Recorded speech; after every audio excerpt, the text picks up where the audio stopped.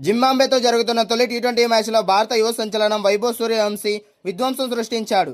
కేవలం 18 బంతుల్లోనే మెరుపు అర్ధశతకంతో విరుచుకుపడి అంతర్జాతీయ టీ20 చరిత్రలోనే అత్యంత పిన్న వయసులో హాఫ్ సెంచరీ బాదిన ఆటగాడిగా సరికొత్త చరిత్ర సృష్టించాడు. జింబాబ్వేతో తొలి మ్యాచ్లో ఓపెనర్గా బరిలోకి దిగిన 15 ఏళ్ల కుర్రాడు వైభవ్ సూర్యవంశీ గ్రౌండ్ నలుమూలలా చూడముచ్చటైన షాట్లతో హోరెత్తించాడు. ప్రత్యర్థి బౌలర్లకు ఏమాత్రం అవకాశం ఇవ్వకుండా ఆరంభం నుంచే విరుచుకుపడి ఈ యంగ్ బ్యాటర్ చూడచక్కని టైమింగ్తో బంతిని సరిహద్దులు దాటించాడు.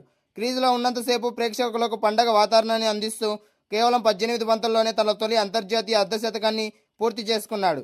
ఈ మెరుపు ఇన్నింగ్స్తో అంతర్జాతీయ టీ20లో 50+ పరుగులు చేసిన అత్యంత పిన్న వయస్కుడిగా వైభవ్ ప్రపంచ రికార్డు సృష్టించాడు. సరిగ్గా 15 ఏళ్ల 118 రోజుల వయసులో ఈ ఘనత సాధించి గతంలో గిబ్రాల్టర్కు చెందిన లూయిస్ బ్రూస్ 16 ఏళ్ల 56 రోజుల పేరిట ఉన్న రికార్డును తుడిచిపెట్టేశాడు. ఈ అద్భుత ప్రదర్శనతో అంతర్జాతీయ క్రికెట్లో భారత యువరక్తం సత్తా ఏమిటో ప్రపంచానికి చాటి చెప్పాడు. హాఫ్ సెంచరీ సాధించిన వెంటనే మరింత భారీ షాట్కు ప్రయత్నించిన వైభవ్ సూర్యవంశీ దురదృష్టవశాత్తు అవుట్ అయ్యాడు. జింబాబ్వే బౌలర్ రిచర్డ్ ఎవాన్ విసిరిన wide back of the length బంతిని గాల్లోకి లేపగా థర్డ్ మ్యాన్ క్యాచ్ అందుకోవడంతో సంచలన ఇన్నింగ్స్కు తెరపడింది. అవుట్ అయినప్పటికీ అతడు ఆడిన దూకుడు ఇన్నింగ్స్ మ్యాచ్కి ఆకర్షణగా నిలిచింది. చిన్న వయసులోనే కొండంత విశ్వాసంతో ఆడుతున్న వైభవ్ సూర్యవంశీ ఇన్నింగ్స్ భారత బ్యాటింగ్ భవిష్యత్తుపై ధీమాను పెంచింది. ఈ పిన్న వయస్కుడి విధ్వంసకర ఫామ్ రాబోయే మ్యాచ్ల్లో టీమిండియాకు అతిపెద్ద అడ్వాంటేజ్గా మారుతుంది. జింబాబ్వేతో జరిగిన తొలి టీ20 మ్యాచ్లో ఇండియా 7 వికెట్ల తేడాతో గ్రాండ్ విక్టరీ సాధించింది. 15 ఏళ్ల వండర్ కిడ్ వైభవ్ సూర్యవంశీ కేవలం 18 బంతుల్లోనే ఫాస్టెస్ట్ 50 బాది ప్రపంచ రికార్డు క్రియేట్ చేసినప్పటికీ మ్యాచ్ విజేత అవార్డు మాత్రం అంటే మ్యాన్ ఆఫ్ ద మ్యాచ్ మాత్రం స్పీడ్ మాస్టర్ మయాంక్ యాదవ్కే దక్కింది. 126 పరుగుల లక్ష్య ఛేదనలో భారత్కు ఆరంభంలోనే గట్టి షాక్ తగిలింది. సీనియర్ ఓపెనర్ అభిషేక్ శర్మ కేవలం 1 పరుగుకే అవుట్ అయ్యాడు. హరారే స్పోర్ట్స్ క్లబ్ మైదానంలో వికెట్ బ్యాటింగ్కు ఎంతో కష్టతరంగా మారింది.